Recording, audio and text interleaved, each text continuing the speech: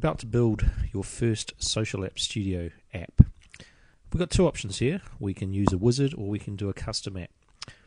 Mainly, I always use a wizard because I'll look for a wizard that's sort of close to what I want and then modify it. Custom app will take you forever to build an app from scratch. So click on App Wizard. We've got quite a few wizards we can choose from, doing sort of all sorts of things. For this example, we'll do fantasy game. So we'll click on fantasy game. It's going to ask me sort of what I want to call it. The name here is really just for creating a folder. So, I don't know, what do we want to call it? Dragon Monkeys. So as I said, the name that the Facebook users see, you can configure that all later. This is just, will really just create a folder to store your app on the server. So yep, I accept all those conditions. Next thing we want to do is set it up in Facebook so that Facebook knows we have a new app. So what I normally do here is I right click on here, just because some of the old browsers, even though it's set up to click in a new window, some of the old ones used to just click it in the same window, which sort of broke it. So new tab. So basically this now takes me to the name of my new app. Now this is what the end users are gonna see. So we'll call it Monkey Dragons. Create app. Wait for Facebook. Wait for Facebook. First off, Facebook's now going to give us a couple of things that we need to tell Social App Studio. First is the app key, and the second is a secret. So I'm just going to cut and paste both of those back to Social App Studio.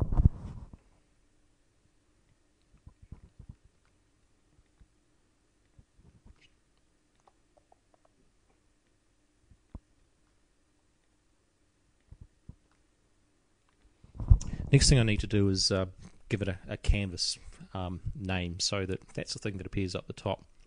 So if I click on canvas, it's going to want to sort of, apps.facebook.com, and I'll just call it, in this case, Monkey Dragons.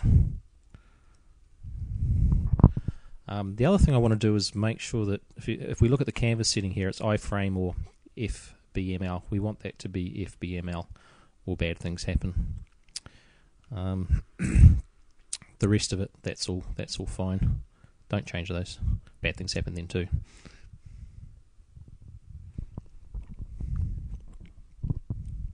So now we're waiting for Facebook to reload the list of apps. Depending on how many apps you have, depends on how long this little process takes.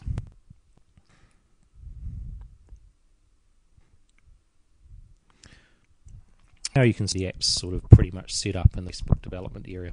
What I need to do now is basically tell Social App Studio what the canvas URL is. So once this thing finishes loading, I'll cut and paste it back.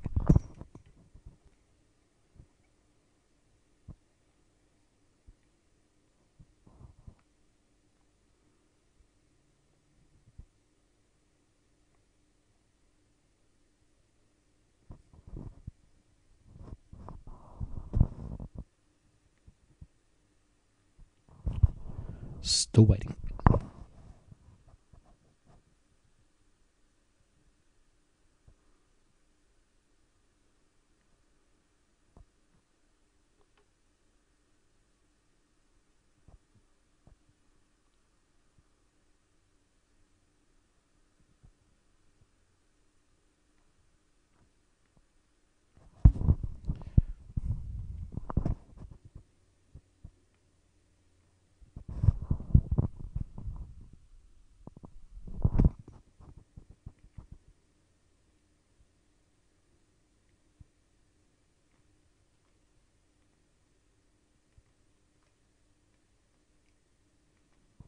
Okay, that's now saved into the Social App Studio database.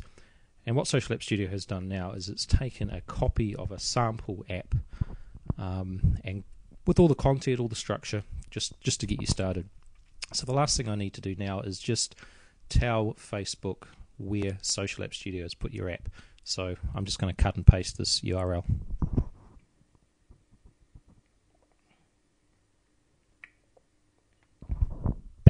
to Facebook, click on edit settings, click on canvas, dumping that in there.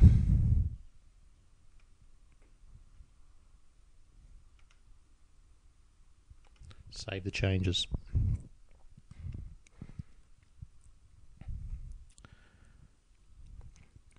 Waiting for Facebook. Okay, that's fine. That tells me Facebook saved it. That's really it. So now I'll just run this app.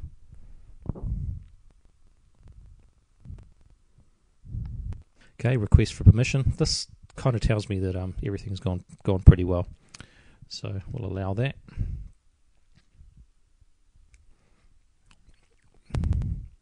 As you can see here, the app's run and you're automatically logged in as admin.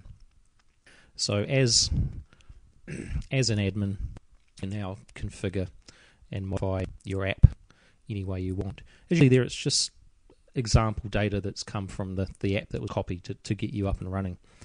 The look and feel of Social App Studio when you're in admin mode is slightly different than when you run the game, but you'll get used to that. Next video tutorials, we'll start to look at categories, starting to look at sort of setting up your games and things like that. So look out for those.